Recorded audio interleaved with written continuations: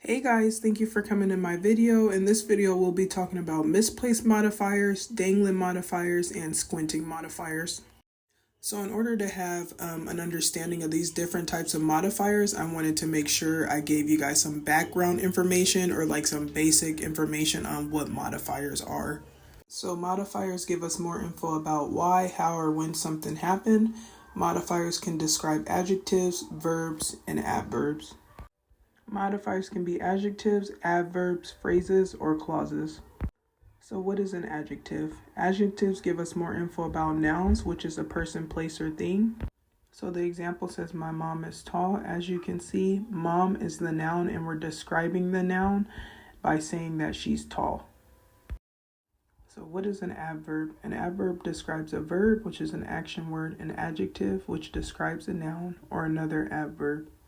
So our example says she ran quickly. As you can see, quickly is the adverb because it's describing how she ran, which is the verb. So what is a phrase? Phrases give us more info about the subject, action, or event. A phrase can't stand on its own and won't have meaning if it's separated from the sentence. In the sentence, the lady with pink hair is going for a jog. With pink hair is the phrase because it's not a sentence and it can't stand on its own. What is a clause? A clause is a part of the sentence that has a subject and a verb. Unlike phrases, there are two types of clauses: main clauses / independent clauses and subordinate clauses / dependent clauses. For the sake of this video, we only need to know about subordinate clauses, also known as dependent clauses. So what is a subordinate clause, also known as a dependent clause? A subordinate clause has a verb and a subject. They're used to add more info to a sentence. They rely on the main clause, also known as the independent clause, to form a sentence. So in the example, when I was 14, I learned how to drive. As you can see, when I was 14 is the subordinate clause because it's not a sentence and it's relying on I learned how to drive to make it a sentence. So now we're going to get into misplaced modifiers. A misplaced modifier describes a word or phrase that's in the sentence, but it's in the wrong place in the sentence.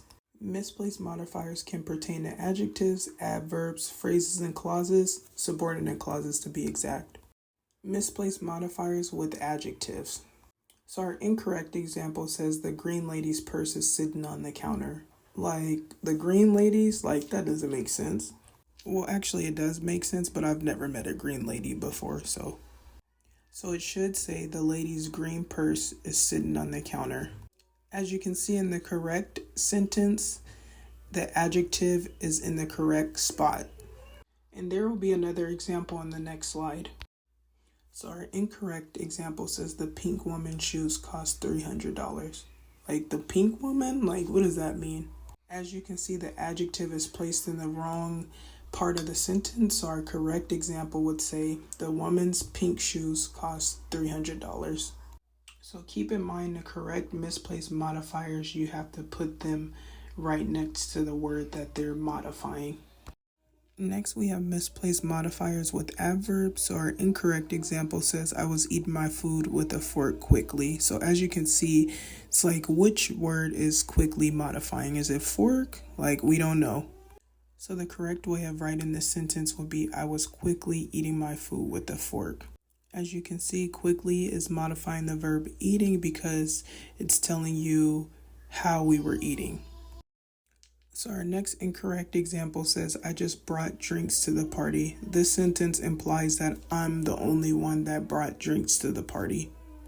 But if I said I brought just drinks to the party, this implies that the only thing I brought to the party was drinks. Keep in mind that both sentences make sense, but be careful because they have different meanings. So another example of misplaced modifiers with adverbs. So our incorrect example says, I only like green tea, and this implies that I'm the only one that likes green tea. But if I said I like only green tea, this implies that green tea is the only tea I like.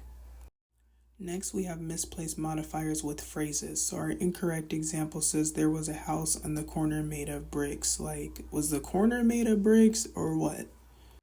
So the correct way of saying this would be there was a house made of bricks on the corner. We're giving you more information on the house. So made of bricks is modifying the house. So our other incorrect example says the lady bought a Tesla with green eyes. Like, did the Tesla have green eyes? Like, that's not possible. So the correct way of saying this would be the lady with green eyes bought a Tesla. As you can see, the phrase with green eyes modifies the lady because we're giving you more information about what the lady looked like.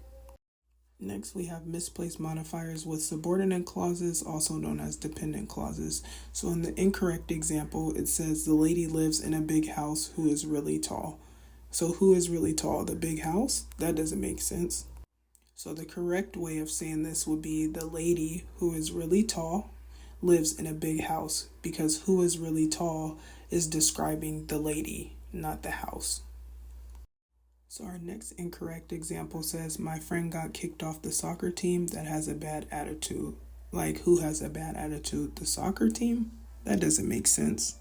So the correct way of saying this would be my friend that has a bad attitude, because we're talking about the friend, got kicked off the soccer team. As you can see, that has a bad attitude modifies friend because we're describing the friend.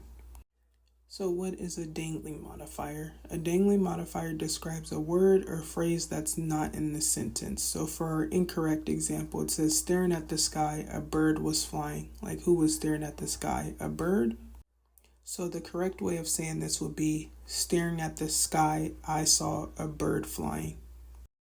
So there's two ways to correct dangling modifiers. The first way is put the modifier next to the term it modifies. The second thing you can do is change the dangling modifier to a subordinate clause / dependent clause with the subject and a verb. And there will also be examples on the next slides.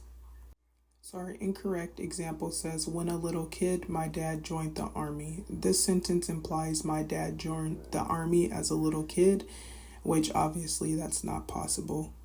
So the correct way of writing this would be, when I was a little kid, my dad joined the army. And as you can see, we turned this into a subordinate clause and added a I. So now there's a subject and a verb. Last but not least, what is a squinting modifier? With squinting modifiers, it's unclear if the modifier is modifying what's to the right or if it's modifying what's to the left. For example, if I said driving in the snow frequently causes accidents, is the frequently referring to driving in the snow, or is it referring to the accidents being caused? So the correct way of saying this would be frequently driving in the snow causes accidents. Also, to correct squinting modifiers, move the modifier closer to the word it's supposed to be modifying, or just use a different word to avoid the confusion.